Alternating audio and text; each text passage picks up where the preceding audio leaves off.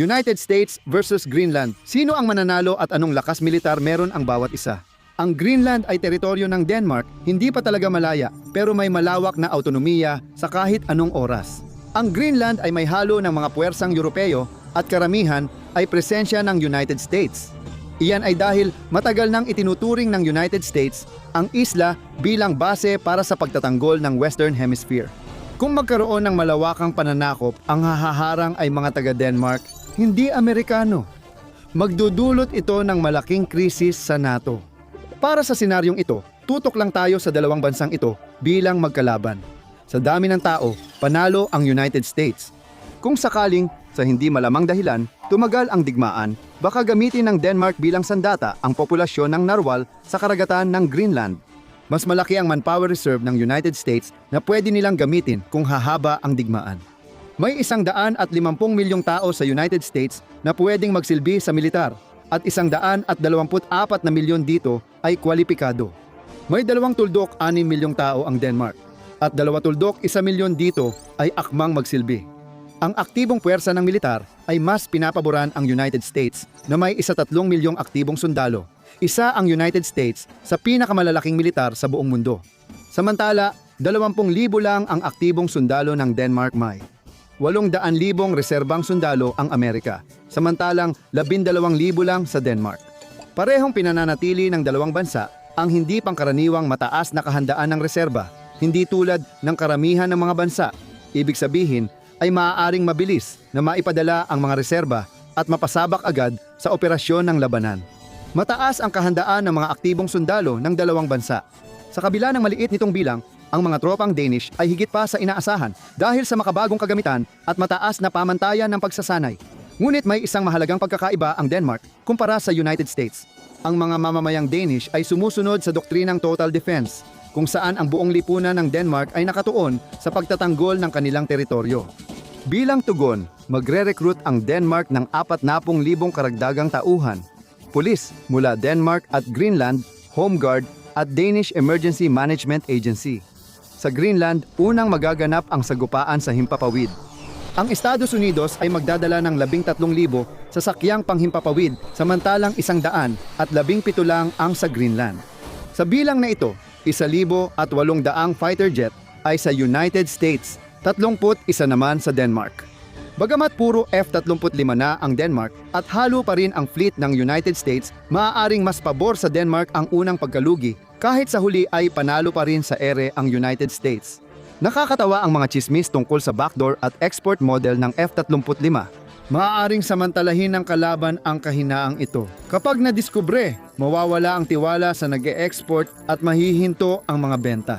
Dapat babagsakin ng United States ang F-35 ng Denmark sa tradisyonal na paraan. Mahalaga ang mobility sa digmaan kaysa lakas ng armas. Nag-invest ang United States sa pinakamalaking air mobility fleet para mabilis mailipat ang kagamitan, supply at tauhan saan man. Ang 918 transport aircraft ng United States ay sapat para sa kanilang puwersa sa Greenland, habang 4 lang ang malalaking cargo transport aircraft ng Denmark. Pinatunayan ng United States sa pagsalakay sa Venezuela na mahalaga ang special mission aircraft sa tagumpay ng modernong operasyon militar. Kasama dito ang air traffic control, babala at electronic warfare. Namamayani ang United States dito, may 600 at 47 special mission aircraft na gamit ang makabagong teknolohiya para pigilan ang kamalayan at komunikasyon ng kalaban.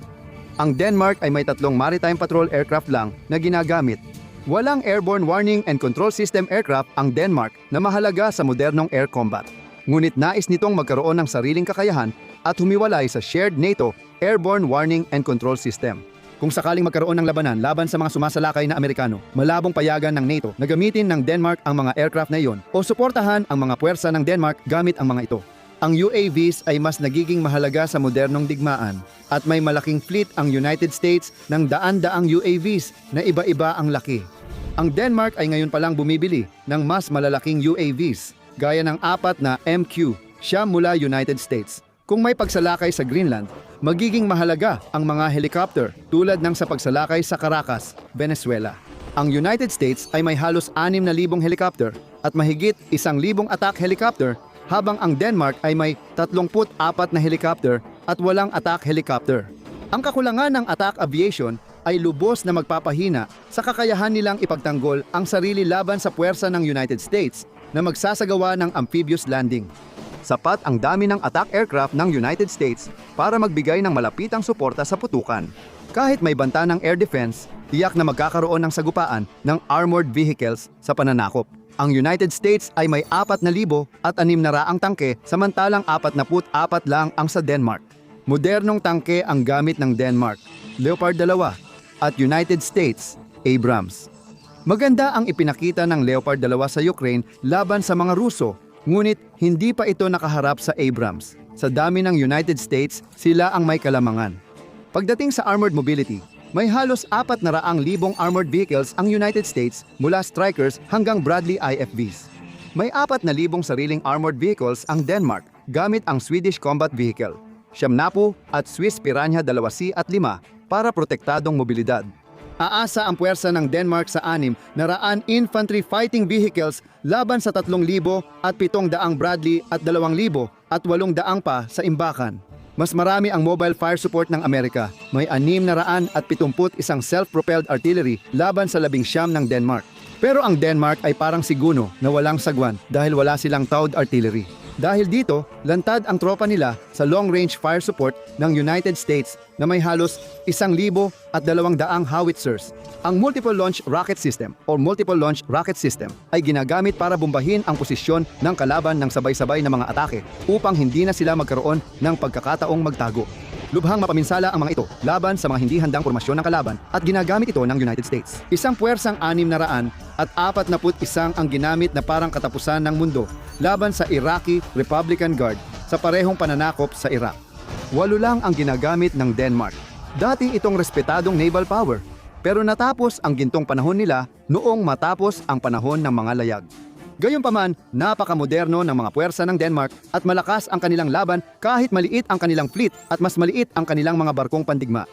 Kontra sa 440 barko ng United States Fleet, 50 lang ang barko ng Denmark.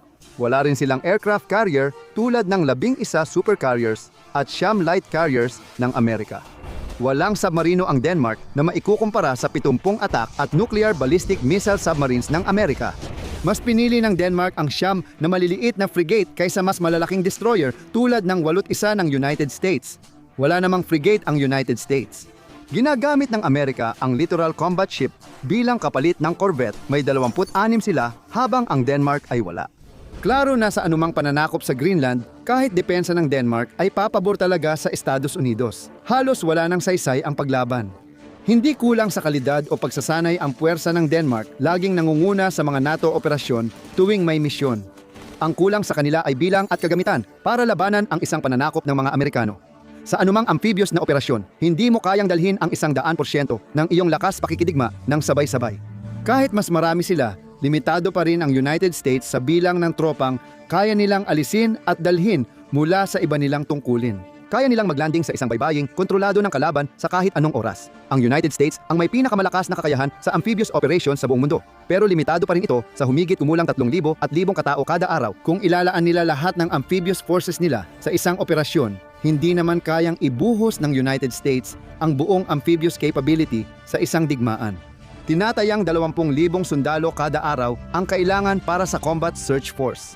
Kung madaragdagan ng 3 beses ang bilang ng Danish defenders at mapahina nila ang air power ng United States, kahit halos imposible, maaaring matagal nilang mapanatili ang isla para humina ang political will ng United States.